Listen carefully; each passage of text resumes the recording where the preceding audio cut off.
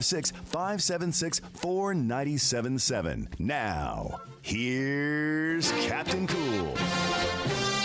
Hello and welcome in to a quick edition of the Morning Blitz. How do we make this show even faster? Well, we have the SEC baseball tournament going on over in Hoover, Alabama. And we will get to Drew from Talking Ball about our interview, a little talking about Alabama and how they performed in their first matchup.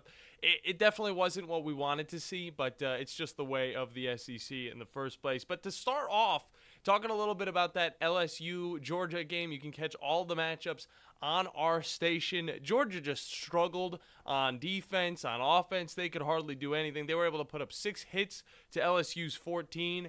And on top of that, I mean, we talk about, the top player of the game. I would have to say it's, of course, going to be Tommy White. The fielding that he was showing, it made up for everybody else's on both sides, and he was able to hold that team to only 6 runs, of course, with the pitching from that LSU squad. It was a fun game if you were an LSU fan. If you were a Georgia fan, I'm looking at you, Steve. I am so sorry because that was a tough defensive outing for that squad. But moving on to a little bit of the Alabama game, of course, they dropped their round 1 matchup against South Carolina 10-5, despite seemingly being in the game up until the end.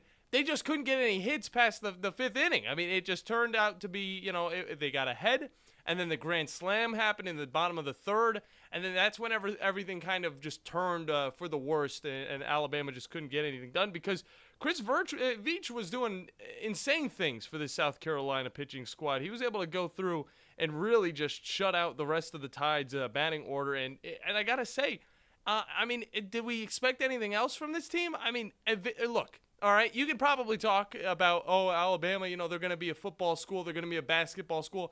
They can't be a baseball school as well, and I know Drew's going to say something about that because this is a team that historically is good whenever it comes to getting into the postseason, having success in this SEC tournament.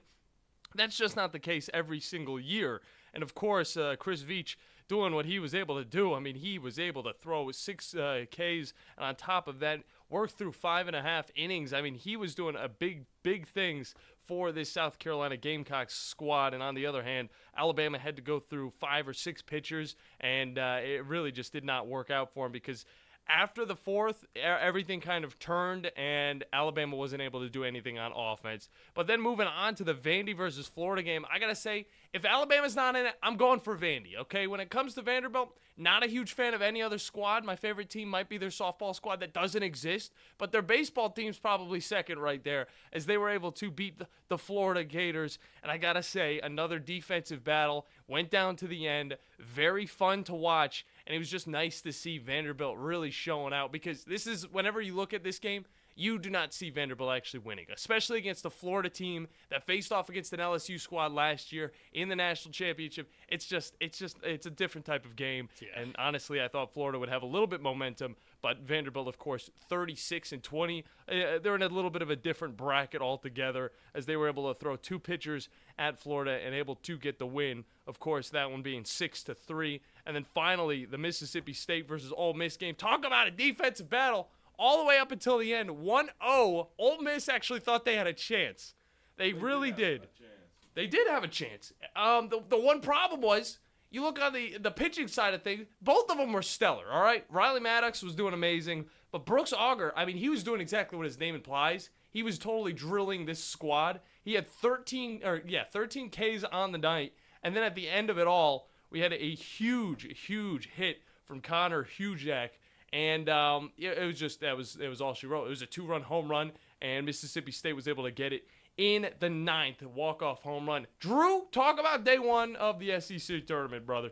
Well, I mean, it was a disappointing day for Alabama. Yeah. They're going to have a long wait now until Monday, when the regional pairings are announced. I still think they have a very good shot to get in. Their RPI is 18, but their pitching just wasn't good enough. I mean, they swung the bats pretty well early, got up 3-0. The 3rd inning was a disaster. Greg Ferrone, who was pitching on short rest, still had 4 days rest, but he got out of some trouble in the first 2 innings. But then he gives up, 2 solo homers, and then they bring in, they bullpen. They decide to, bring in Aiden Moza, who has been hot and cold in a high leverage situation. He comes on with 1 on and 1 out, and then proceeds to give up a 2-out grand slam, and that was just pretty much it for Alabama. They went from up 3-0 to down 6-3. Yeah. Did come back, did cut it to 6-5. Will Hamiter continued to swing the bat really well.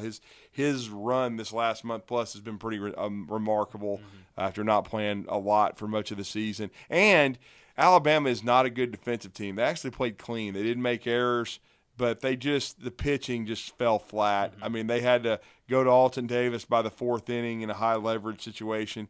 He and Braylon Myers have been the closers. Really, most of the high leverage situations have gone to Alton. He just, he couldn't keep it close. I mean, he gave up a solo bomb to let him stretch it out to 7-5, then a 2-run double. They had to go to Matthew Heiberger. He gave up a run as well. Alabama just could not stop the bleeding, so to speak. South Carolina came in desperate. They were on a 6-game losing streak, guys. They were not trending in a great direction of getting in, but winning the game really helps them. No question about that. Getting into the double elimination portion, guaranteeing yourself 2 more days. Gut-wrenching for Ole Miss because they were 1 pitch away from eliminating their most hated rival, who was trying to win to host. I think it probably would have really damaged Mississippi State's chances to host. They're going to get in the tournament, but Ole Miss needed to win 3-4 games, maybe win the tournament to get in, and they're done. Yeah. I mean, they finished with a losing record, just heartbreaking to lose like that in a walk-off 2-1. It was a tremendous ending, though. It was an extremely well-pitched ball game, which you don't see a lot in college baseball now.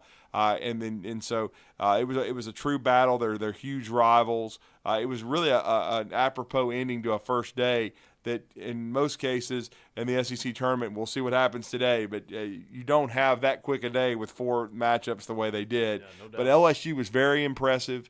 They played with a sense of urgency. They're red hot right now. They swept Ole Miss. They destroyed Georgia 9-1, and Georgia was having a good year. They did lose their last series to Florida, 2 out of 3, but that's still a Georgia team that I think is going to host a regional. I don't know now if they'll be a top 8 national seed. That'll be a great question. But they're going to host. But LSU left no doubt that they should be in the field. I still think they'd probably have to win the tournament to host. But they are definitely going to be – nobody wants to see LSU as the 2 seed in their bracket with the way they're playing right now. True that. You talked about Tommy White. He went 3 for 6 yesterday. LSU played good baseball. They played clean defensively. They're settling in, as Jay Johnson said. They're 37-20. Jeff from the Borough called in to Talking Ball and said they didn't even deserve. I mean, give me a break. Five good things, 1 off the rails. Yeah, and then so I just don't understand that. They definitely deserve to be in. Really, honestly, the wild card to me, and this goes to your point about Vanderbilt, Tim Corbin has won more games than any coach in the SEC in the tournament. He's won 45 now in the SEC tournament. They're the defending champion. They came in with a little momentum. They didn't play great against Kentucky, but they won the last game. And they're going to get in. They're in the tournament, but they're once again trying to solidify their seed as, to me, a solid 2 because I don't see them winning the tournament. But that was a big win over Florida and a disappointing loss for the Gators because now they're only 1 game over 500. Now, as John Frary said on our show this morning, they have the number 1 strength of schedule. So that is their trump card. But I would be very nervous if I was Florida. They do have the number 1 strength of schedule, but they're only 1 game over 500. Their midweek was disastrous. They just did not have a lot of success. They've been very up and down.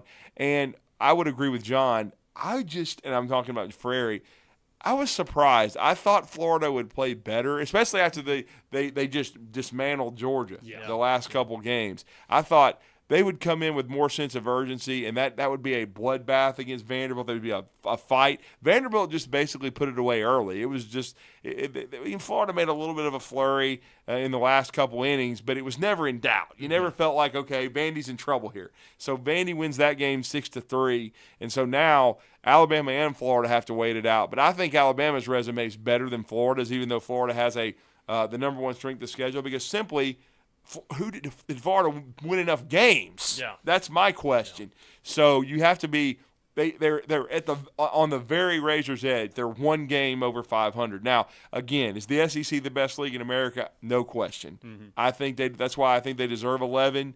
I think Alabama's going to get in, but South Carolina certainly helped themselves. Vanderbilt did, and now this second day, that's going to be really intriguing to see, how these games go, because we had the Big Four, and I do think the SEC is top heavy. I think it's the best league in the country, but that top four they're beasts, man. Yeah. And so now you're going to have LSU and Kentucky. What a matchup! Yeah, first game on the network. Yep. I mean, and that's a 1-11. But if anybody thinks LSU is really an 11 seed, I mean, get with it. I mean, that's nuts. And Luke Holman should be pitching for them as well. And then you're going to have Arkansas and South Carolina. And South Carolina was really 2.5, 3 weeks ago playing well and then hit the skids, but got the win yesterday. And Arkansas historically, under Dave Van Horn, has not played that well in this thing. So if that's going to be interesting, because South Carolina needs to continue to improve their resume, and they're trying to establish that they're a 2 seed. Because right now, with Alabama's loss, I'm frank here, I think Alabama's a 3.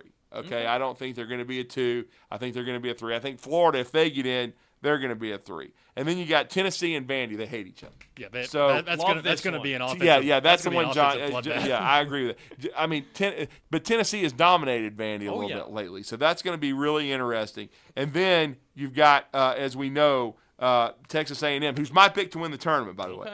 They're taking on Mississippi State. So these matchups are going to be great. Yeah, they're definitely going to be great, and you will be able to listen to all of them on our network. I'll tell you this much. LSU is the team that I'm keeping my eye on for a sleeper that might make it all the way to the end. I'm just saying. I don't disagree with that. I'm right there with it. They got the potential. It doesn't matter if it's going to be a 3 against 11, a 2 against a 10. We saw it yesterday.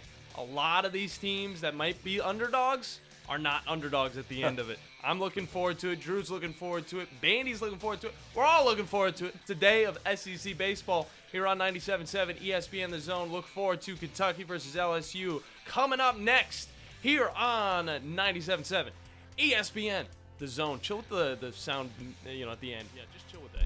Yeah, there you go.